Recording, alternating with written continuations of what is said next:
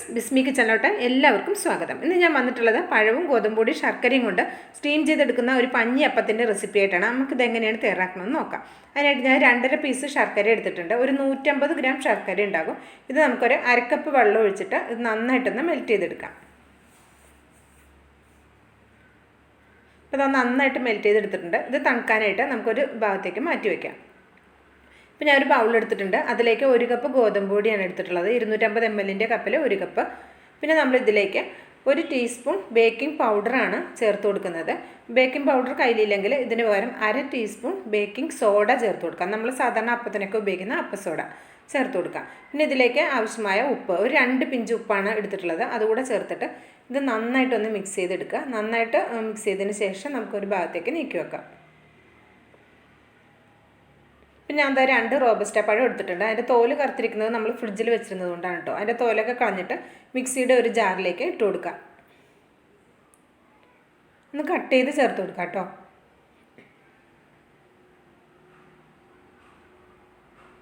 അപ്പോൾ നമ്മൾ 1 കപ്പ് ഗോതമ്പൊടി എടുക്കുമ്പോൾ 2 പഴം കറക്റ്റ് പാകമായിരിക്കും കേട്ടോ. ഇനി അതിലേക്ക് 1/2 ടീസ്പൂൺ മുതൽ 1 ടീസ്പൂൺ വരെ നമുക്ക് ഏലക്കയുടെ പൊടി ചേർത്ത് കൊടുക്കാം, അല്ലെങ്കിൽ വാനില എസൻസ് ഉണ്ട് അത് ചേർത്ത് കൊടുക്കാം. അപ്പോൾ നമ്മൾ നേരത്തെ ഉരുക്കി വെച്ചിട്ടുള്ള ശർക്കരപ്പാനി ഒന്ന് അരിച്ചിട്ട് ആ പഴത്തിലേക്ക് ചേർത്ത് കൊടുക്കാം.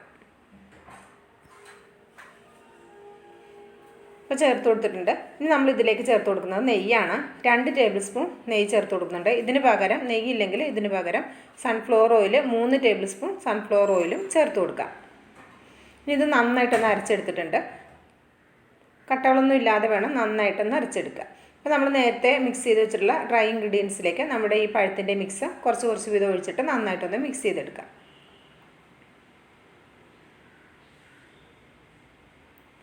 ബാക്കിയുള്ളതും കൂടി കുറച്ച് ഒഴിച്ചു കൊടുക്കുക. ഫുള്ളായിട്ട് ഒഴിച്ചു കൊടുത്തിട്ടുണ്ട്. ഇനി നമുക്കിത് മാത്രം മതിയാവില്ല കേട്ടോ.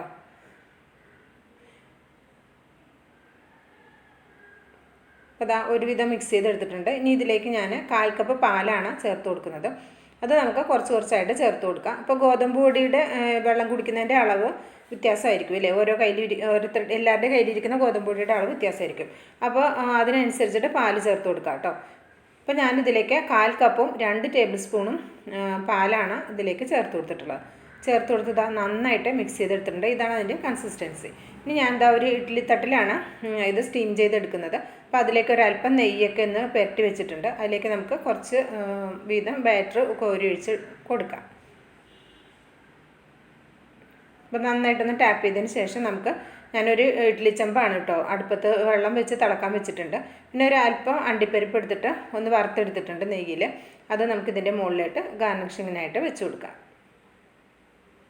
അപ്പോൾ കഴിക്കുമ്പോൾ കടിക്കാൻ കിട്ടുമ്പോഴും ഒരു ടേസ്റ്റാണല്ലോ.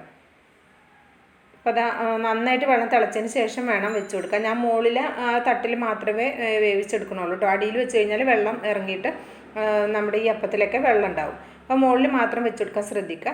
എന്നിട്ട് ഒരു 20 മിനിറ്റ് നമ്മൾ സ്റ്റീം ചെയ്തെടുത്താൽ മതി. അപ്പോൾ അതിൻ്റെ ലിഡിൽ ഒരു തുണി കൊണ്ട് ഞാൻ കവർ ചെയ്തിട്ടുണ്ട്. അപ്പോൾ അല്പം പോലും ആവികൾ അതിലേക്ക് ചാടില്ല കേട്ടോ. ഒരു 20 മിനിറ്റ് സ്റ്റീം ചെയ്തെടുത്തിട്ടുണ്ട്. അപ്പോൾ നന്നായിട്ട് നമ്മുടെ അപ്പമൊക്കെ ഇവിടെ പൊങ്ങി നന്നായിട്ട് വെന്ത് വന്നിട്ടുണ്ട്. പിന്നെ ഇത് നമ്മൾ ആദ്യത്തെ 2-3 മിനിറ്റ് ഹൈ ഫ്ലെയിമിലും പിന്നെ ലോ ഫ്ലെയിം അല്ലെങ്കിൽ ഒരു മീഡിയം ഫ്ലെയിമിലിട്ടിട്ട് വേണം ഇത് സ്റ്റീം ചെയ്തെടുക്കാൻ കേട്ടോ. അപ്പോൾ ഞാൻ 2ാമത്തെ തട്ടം വെച്ച് കൊടുത്തിട്ടുണ്ട്. അപ്പോൾ മുഴുവനും നമ്മുടെ ഇത് റെഡിയായി കിട്ടിയിട്ടുണ്ട്. അപ്പോൾ ഇനി നമുക്കൊരു സെർവ് ചെയ്യുന്ന പാത്രത്തിലേക്ക് മാറ്റാം.